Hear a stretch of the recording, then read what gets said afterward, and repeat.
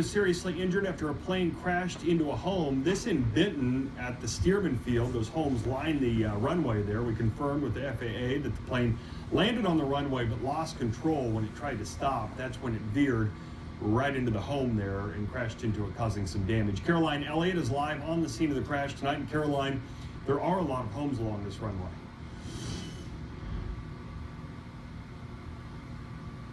Yes, Mike, actually the home where the crash happened earlier today is just about 100 yards away from the runway behind me. And I spoke with neighbors in the area and they tell me that crashes have happened in this area before. Actually, one woman I spoke with tells me that a plane crashed in her front yard in 2011, and there was also a fatal plane crash in the area in 2008.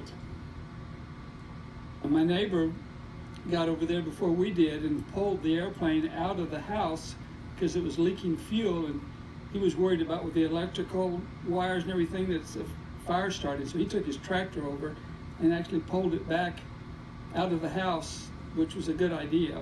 Dave Major was home when a small plane crashed into his neighbor's house. He tells me he was the first to build a home along the runway. One time I asked my insurance man when we got our first build our house, I said, now are we covered in case an airplane would hit us? And he said, oh sure. You know, that was the last thing I ever thought would happen though. An FAA official confirmed a pilot and an instructor landed on the runway and lost control when he tried to stop. That's when he crashed into this home around 1:15 Monday afternoon. The house sustained some structural damage to the house itself. They're going to basically secure it after we get the plane moved.